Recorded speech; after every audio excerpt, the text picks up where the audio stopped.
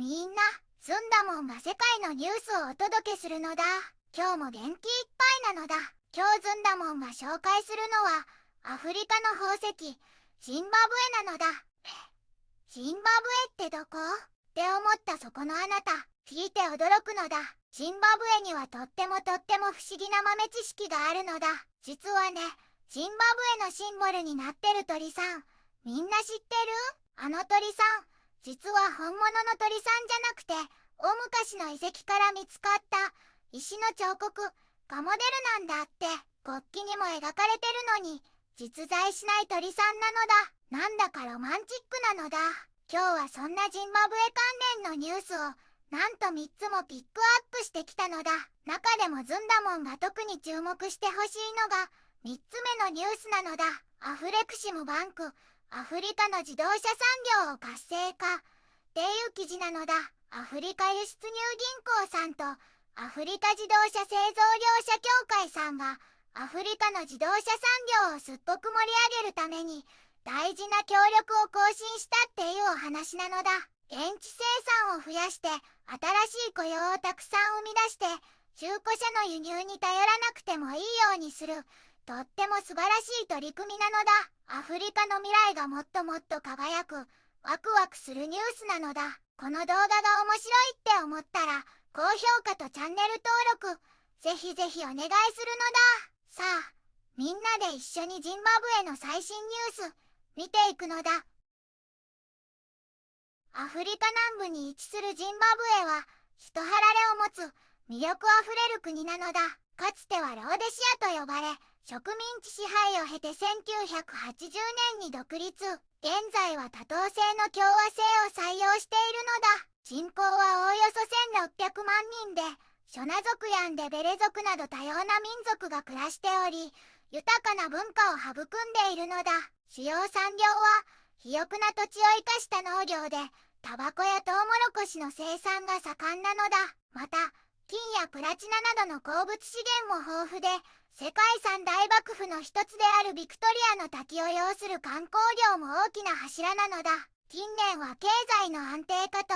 豊かな自然を守る野生生物保護に力が注がれているのだ。歴史と自然、多様な文化が息づくジンバブエは訪れる人々を魅了する素晴らしい国なのだ。一つ目のニュースなのだ。ムツバンブはジウェンガを攻撃しならず者たちを擁護という記事なのだ。ZANUPF のスポークスマンクリストファー・ムツバンブワ氏が副大統領のコンスタンティノ・ジウェンガ氏に間接的に攻撃を仕掛けたのだ。ジウェンガ氏が不正なビジネスマンズビガなんだを批判しているのは与党の経済的な成功を邪魔していると主張したのだ。ジウェンガ氏は大統領の誕生日祝いに多額の寄付をしたウィッグネル、千葉吉や党幹部に高級車を贈ったクダクワシェ、タグワイレイ氏といったビジネスマンが国家を牛耳っていると指摘したそうなのだ。タグワイレイ氏の党内昇進も阻止しようとしたことがあるのだ。でもムツバンブワ氏はジウェンガ氏の批判は党を魔女狩りに駆り立てるのだと反論したのだ。以前はタグワイレイ氏を批判していたのに汚職の証拠があるなら警察に届けろと立場を変え、このズビガなんだをめぐる議論に党が惑わされてはいけないと強調したのだ。ムツバンブワ氏は大統領の経済政策で金の密輸が減りスコット・サクプワンヤ氏のような若手ビジネスマンが台頭して他の若者のエンパワーメントに貢献しているのだと擁護したのだ。さらにムツバンブワ氏はジウェンガ氏がマナンガブワ大統領を任期前に失脚させようとしていると示唆し大統領の2028年以降の任期延長を可能にする2030年アジェンダを擁護したのだ。大統領が任期を延長するかどうかは彼自身が決めることなのだ。党内には大統領を妨害しようとする動きもあるけれど2027年の党大会でリーダーシップは民主的に選ばれるのだとムツバンブワ氏は力説したのだ。与党内で大きな権力争いが起きていることがわかるのだ。二つ目のニュースなのだ。教員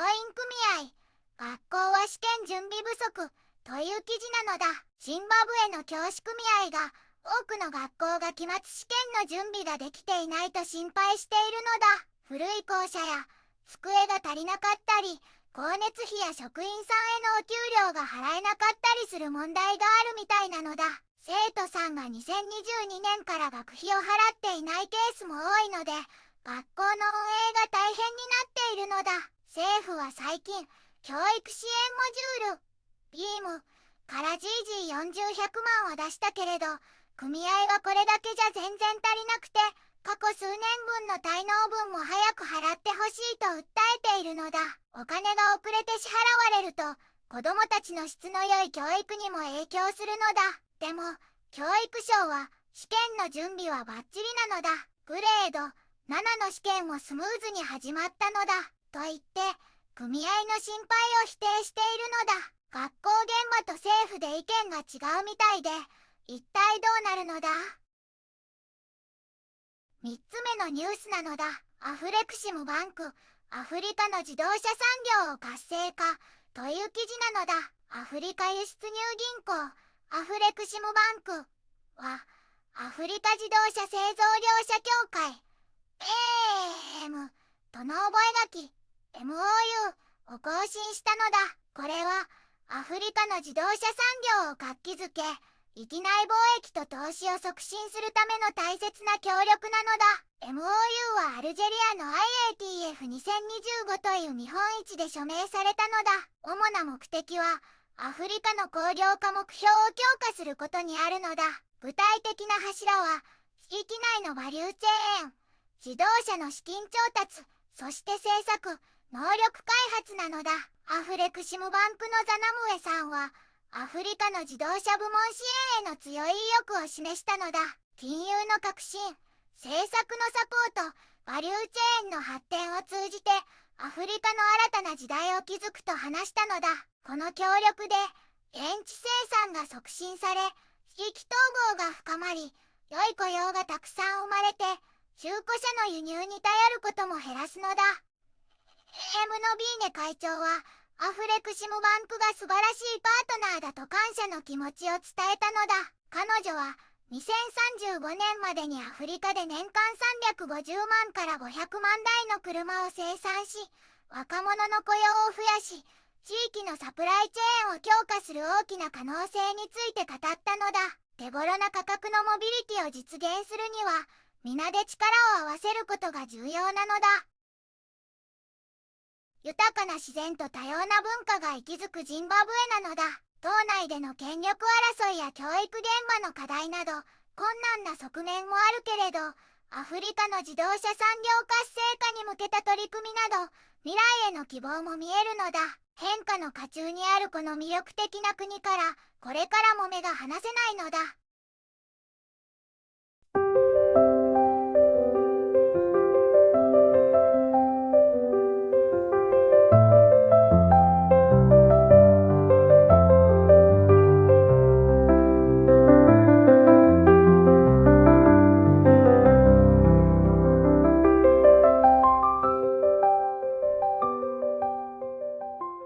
こんにちはなのだ。この番組では世界のあまり知られていない国や地域からちょっと不思議でちょっと感動するニュースをお届けするのだ。日本ではあまり話題にならないけど、世界には僕たちが知らないままの出来事や優しさや驚きに満ちた物語がたくさんあるのだよ。テレビでもネットでもあまり見かけないけれど、本当はもっと伝えられるべき小さな世界の声、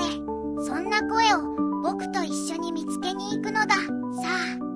一緒に知られざる世界の旅を始めるのだ。